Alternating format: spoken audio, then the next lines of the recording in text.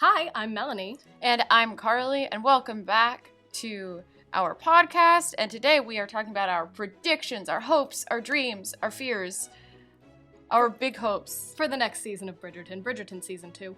Woot woot. Thank you for enunciating those T's. So what is the hottest tea that we already know is going to happen going into this? Well, obviously, end of season 1, every trailer we see, we know the hottest tea is that Viscount Anthony Bridgerton shall be finding a wife. He shall find a wife. He shall find a wife, and obviously he's coming in.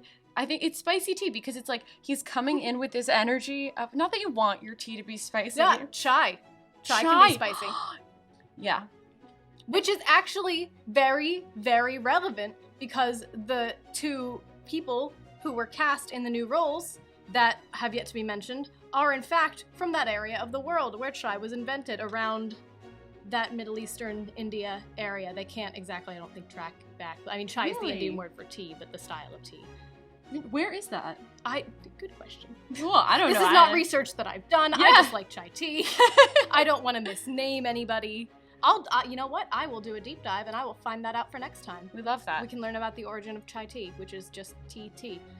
Yeah, well, all of season 2 is going to be one very spicy chai tea. Yes. I really believe this because Anthony Bridgerton has come in with such a defined energy of being like, I will marry for practical reasons alone. As he tried to do to his sister to disastrous results. You think he would have learned his lesson by now. You really do. Like, honestly, he's like, if you at first you don't succeed, try again the same way. The same way. I think that is insanity by definition. You kind of really wonder what his dad was like. Because he's always got that pocket watch. It feels like he's trying to do something inspired by his father, but I feel like his mom is like, this does not vibe. I wish he would listen to his mother. I wish he would listen. You know what? That is dream number 1 for season 2. I wish Anthony would listen to his mother more. That's a great dream. Honestly, that's a high-reaching dream too. So far, he doesn't have a great track record of listening to women. Because he's the man of the house. He is the man of the house. But I think you bring up an excellent point about his dad. Maybe we're going to get more about his personal daddy issues. I would love backstory on the dad, also because the love story that they gave us last season between the two of them was so sweet. We didn't even learn that much, but they're like, they married for love. Yeah. And they loved each other.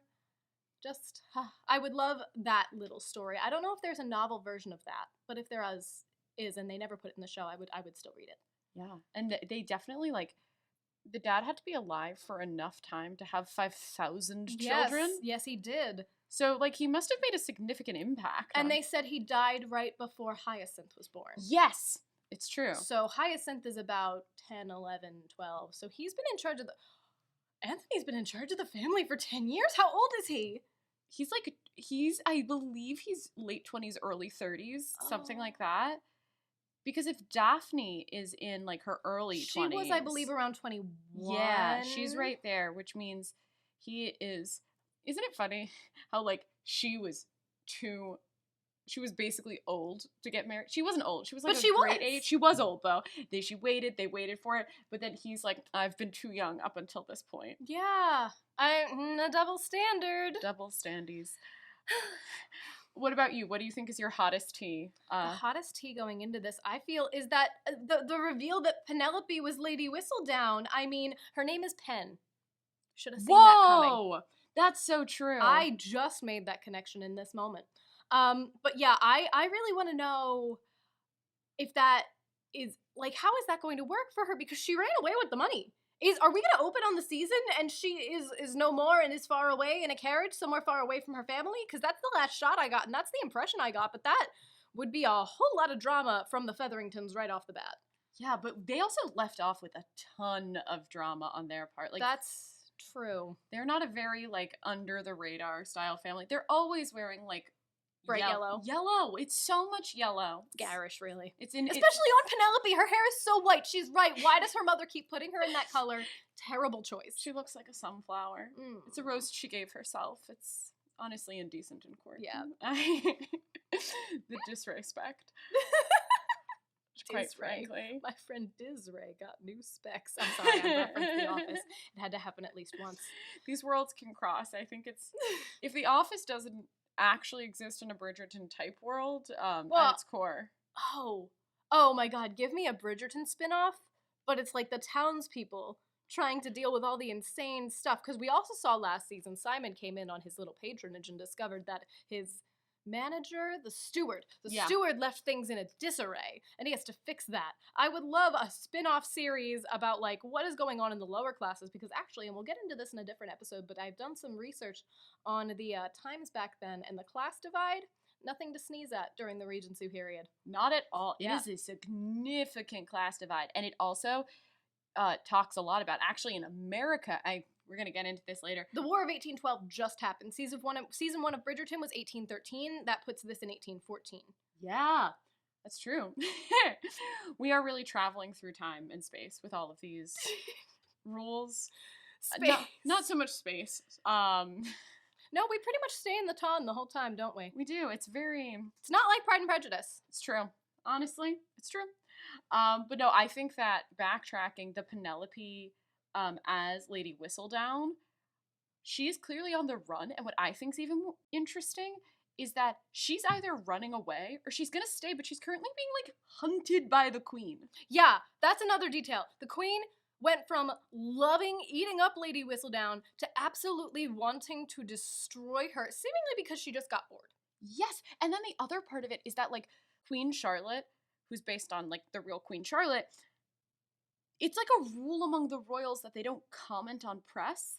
Oh. So, like, if there's press about them, they are not allowed to say anything, because it's kind of that we're above it energy. So if people are like, oh, this is happening, and this is happening, and this is happening. It's like a royal rule that you don't say anything. And that's been in place for a really long time. So it's interesting within the context of the show, Charlotte actually hasn't said anything about Lady Whistledown. You're right. Yeah, but she's hunting her down to shut her down.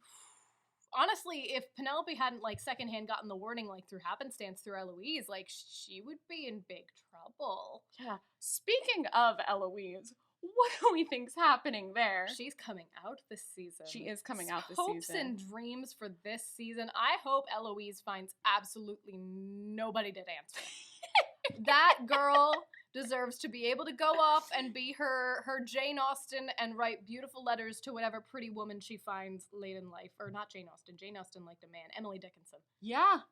Just, she can be Emily Dickinson. I support that fully. So you think that she has no interest whatsoever in mankind? Like, not mankind. Look, she's young for me even to be making that call, and like I don't want to assign a sexuality to a TV character, but we haven't like been given any sexuality for. It's hot tea and hot takes. It is hot tea and hot takes time. She vibes to me as queer. So does Benedict. That is the thing that they had in common. That swing set scene in the first season, I was like, Benedict's bi. Benedict has the biggest bi guy vibes that I've ever seen in a Regency period. I'm waiting for that to be a thing, and I feel like it probably won't. I feel like they will not lean into that, even though he did have chemistry with that married man that he met at the art thing they did with the naked people. Yes. Who could forget the art thing with the naked people, clearly. Honestly? And the orgy that followed. Absolutely. This show is honestly... we're naming a lot of things that I almost forgot happened until we brought them up. And that's why we need hot tea and hot takes. Yeah, no, I would... you know what? This is my hope and dream for just Bridgerton as a whole. Give me some gay stuff. It happened. We don't often talk about how it happened in these types of pieces. I want to see it. And I feel like... Shonda Rhimes would give that to us. I think so too. And also, statistically speaking, there are way too many siblings not to have some gay siblings. Yes, it's true. Or like... I remember this little factoid once that apparently when a mother has many boys, eventually, and I don't know if how true scientifically this is, but the thing I heard was the more boys she has, the more her body can learn to recognize the boy, like the testosterone or whatever the heck they have that we don't have, because I think we have testosterone, as a foreign entity, and kind of attacks it with estrogen or something. So something to do with that, and it's like they think that the more boys you have, the more likely one of the younger boys is to be gay, which also doesn't really apply to Benedict because he's the second born, but it's a weird little factoid, and if anyone wants to fact check me on that, please, I would love to know what the actual thing is. That's fascinating. Isn't it? Yeah. But he is younger than Anthony, who is our Straighty McStraight. Straighty McStraight That's of the one guy season. we're not going to see gay stuff from.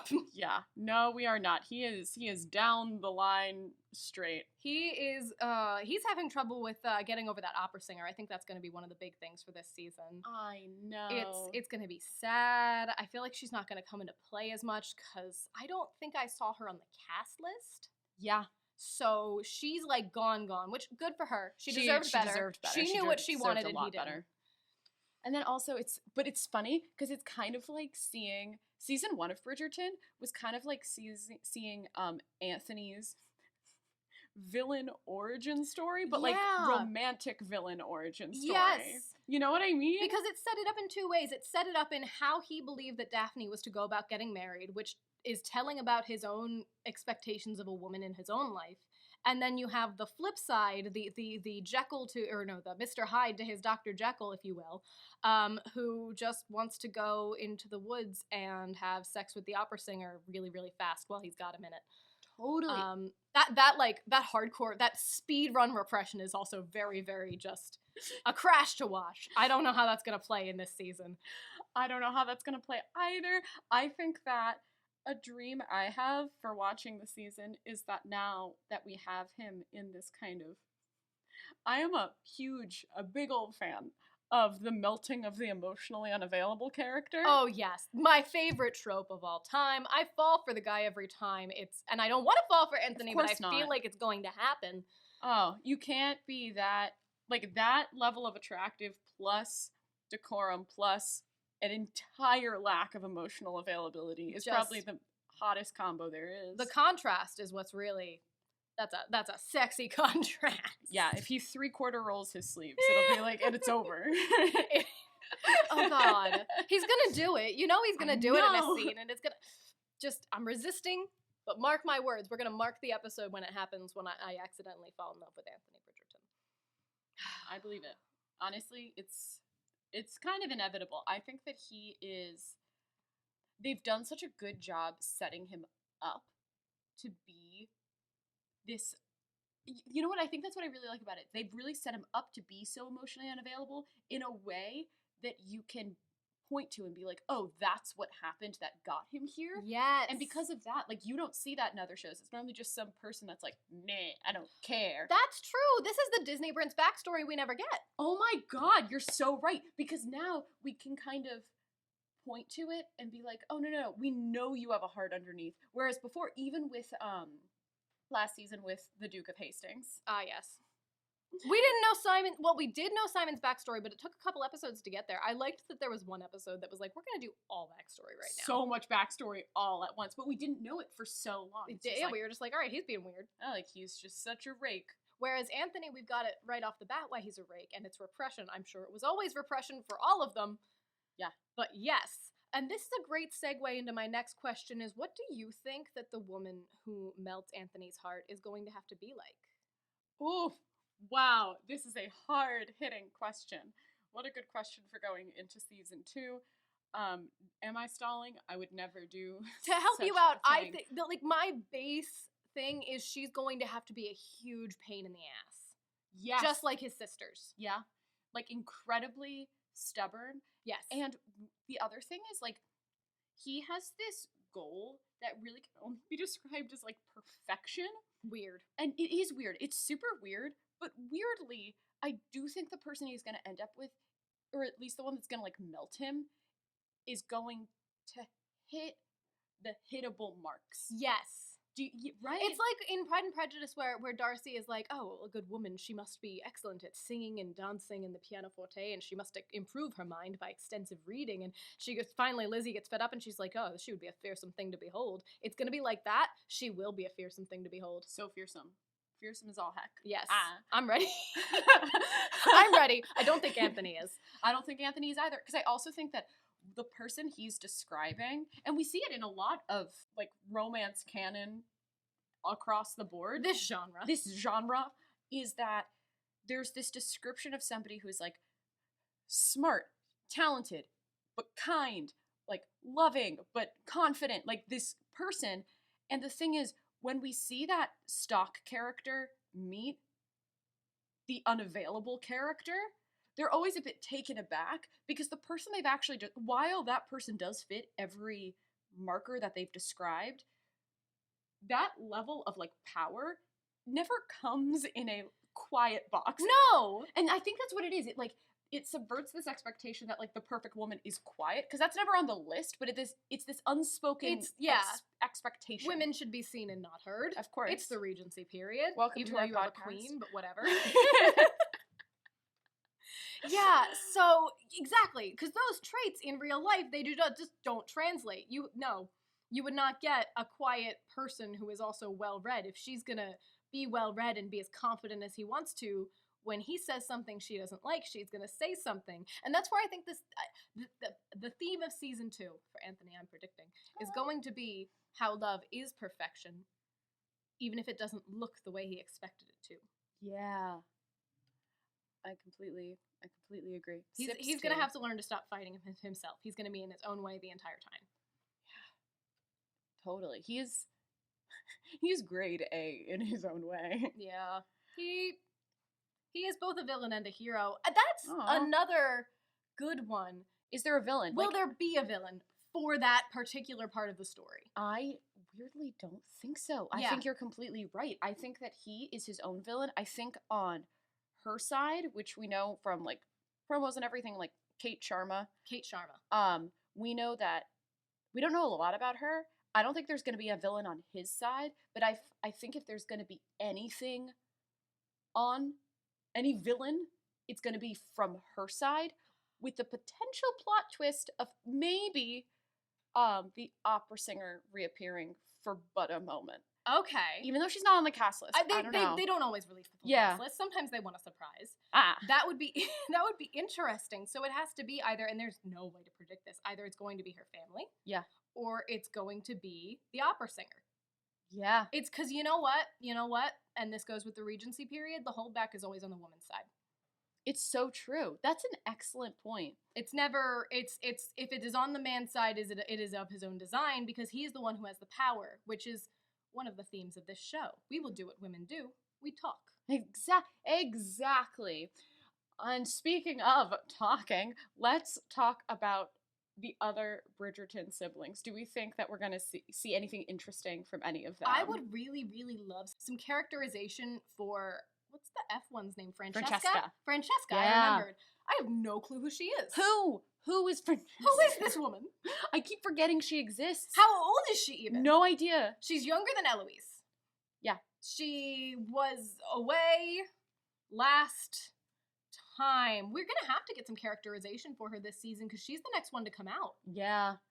So do we think also, I guess this is a hot take for the season as a whole, and something that we are definitely going to save towards the end of this season, but who do we think they're going to set up to be next season? To be season 3? Well, the answer is in the books. We know that. Yeah. I don't know enough about the books, so I can make this prediction. Yeah, that's true. Nor do I yet. That's a really good question, because I think it honestly really depends on where they take Elouise in this one. Yeah. Because this season's a little bit about her, but they didn't pitch it about her.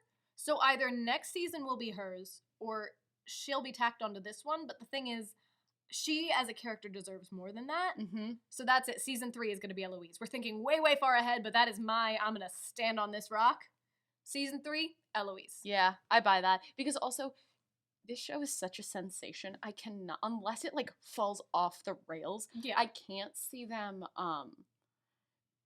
chopping off where they could have had like 8 seasons locked in. Yeah, like this is going to last a while. I don't want to jinx anything, but yeah. Biggest show on Netflix like the day after it came out or something. This is a Rolling Stone, baby. Gathers no moss. It is true. It is an absolute Rolling Stone that gathers no moss. Also British. You heard it here first. And it's British. Yeah, you really can't go wrong with a British show that gathers no moss. But yes, I completely agree. I want more on Francesca Bridgerton. I want more on all of the younger siblings, quite frankly. I feel like they kind of hid them in the first season. Not hid them, but it wasn't really until the last episode I was like, look at how many of you there are. And now they're just there. They're like playing in front of everyone. I'm like, oh yeah, you exist. Oh, you know what else is a good question? Is Colin going to be there? I was just gonna ask you. I think Colin has to reappear at some point, Yeah. and I bet. Ooh, sips tea. I bet it's going to. There we go. I think it's gonna mess with Whistledown somehow. But yeah, I think we're coming towards the end of this first episode. So before we bow out, what do you think if you were to predict a Lady Whistledown headline that we are gonna see in this first episode? What do you think it's gonna be? I think it's gonna be. I think it's gonna be something like Lord Anthony Bridgerton vows to find a wife. I think it's gonna be. He's gonna be so maniacal about announcing his intentions that it may as well be in the news. So she's gonna put it there. Nice. Because I feel like he's just gonna be like, this is the most straightforward way to go about it. I don't care if it's weird. This is how the business is done. And Lady Whistledown will be like, this is how my business is done. All right, ka-ching. So that's the Whistledown headline. How about you? I think it's going to be also about the Bridgertons, because how could they not be? The diamond of last season? Oh my gosh! They have to choose a diamond. They have to choose a diamond! Yeah, so money's on, I mean, like... My money's on Elouise. She's already got a rapport with the queen. She's gonna hate it. She'll really have the worst time. But yeah, so I would say that the announcement is either gonna be about Elouise being or not being the diamond, and that's gonna be news. Ooh. In a way. Yeah, so I think that's my Whistledownian headline. But also, on that, that's going to be a true test of their friendship, if Penelope would write that about Elouise, knowing how much Elouise would hate it. Ooh, that's a good point. With Elouise out now, she's got a major conflict of interest. Yeah. It'll be interesting to see how that plays on itself. Yeah. Just kind of, and also the layers of who knows and who doesn't, because she knows that Elouise doesn't know, and Elouise knows enough about Whistledown. All right. So exciting. Well, more next time after episode 1. Be sure to watch along with us when Bridgerton comes out on March 25th on Netflix. Yes.